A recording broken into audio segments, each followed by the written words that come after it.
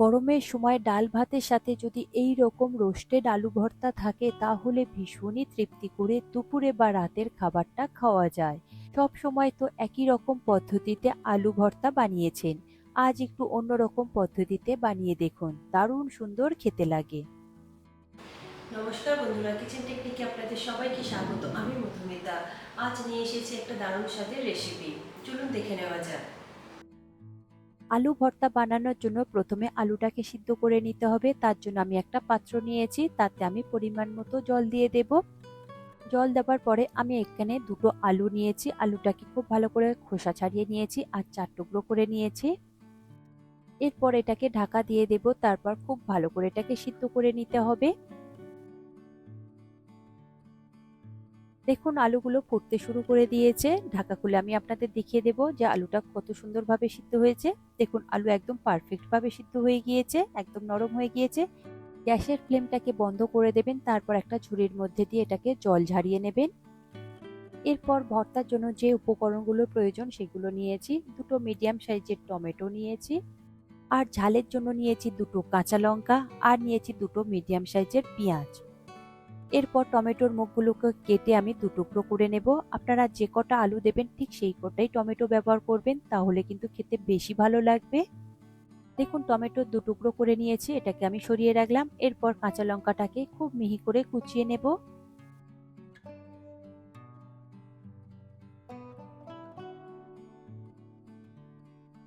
দেখুন কাঁচা লঙ্কা কুচানো হয়ে গিয়েছে, সরিয়ে রাখলাম। এরপর পেঁয়াজটাকেও মিহি করে কুচিয়ে নেব।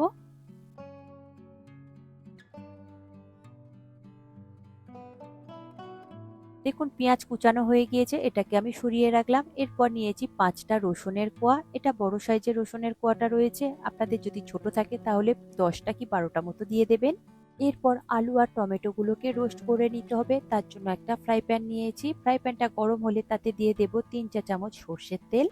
সর্ষের তেলটাকে খুব ভালো করে গরম করে নিতে হবে। দেখুন তেল খুব ভালো গরম হয়ে গিয়েছে। এরপর দিয়ে দেব টমেটোগুলো।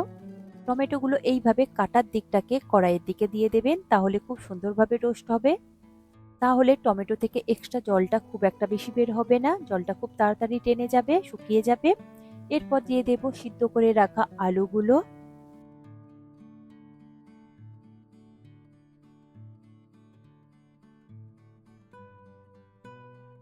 সঙ্গে দিয়ে দেব এই রসুনের কোয়াগুলো। রসুনের কোয়াগুলোকে এইভাবে তেলের মধ্যে দিয়ে দিলে খুব সুন্দর একটা ফ্লেভার আসে। এরপর গ্যাসের ফ্লেমটাকে মিডিয়াম টু হাইতে দিয়ে এটাকে ঢেকে দিতে হবে 4 থেকে 5 মিনিটের জন্য। 5 মিনিট পরে ঢাকা খুলে এগুলোকে একবার করে উল্টে দিতে হবে। দেখুন আমি খুব ভালো করে একবার করে উল্টে দিচ্ছি, যাতে দুটো সাইড খুব ভালোভাবে রোস্ট হয়ে যায়।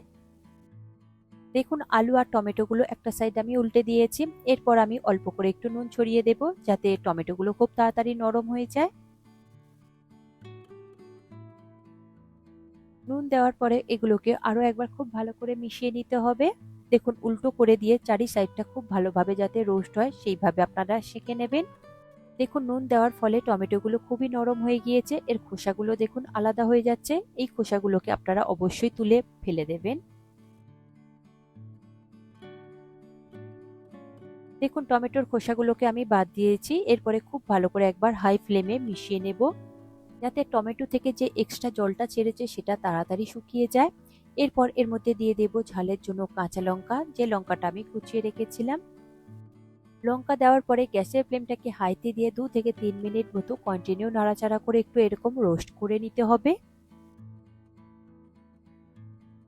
দেখুন টমেটোর জলটাও শুকিয়ে গিয়েছে, খুব সুন্দরভাবে আলু আর টমেটো রোস্ট হয়ে গিয়েছে। এবার গ্যাসের ফ্লেমটাকে বন্ধ করে এটাকে একটা প্লেটের মধ্যে আমি ঢেলে নেব, যাতে একটু ঠান্ডা হয়ে যায়। এরপর স্প্যাচুলার সাহায্যে এটাকে একটু ভেঙে ভেঙে দিচ্ছি, যাতে তাড়াতাড়ি ঠান্ডা হয়ে যায়। আপনারা চাইলে চামচ কিংবা কিছু দিয়ে এটাকে একটু ভেঙে দিতে পারেন। এই সময় হাত দিয়ে মাখতে যাবেন না, যেহেতু এটা ভীষণই গরম রয়েছে। একটু ঠান্ডা হলে তারপরে এটাকে আমি হাত দিয়ে খুব ভালো করে মেখে নেব। আলু ঠান্ডা হয়ে গিয়েছে, এরপর এটাকে খুব ভালো করে মেখে নিতে হবে, একদম স্মুথ করে মেখে নিতে হবে।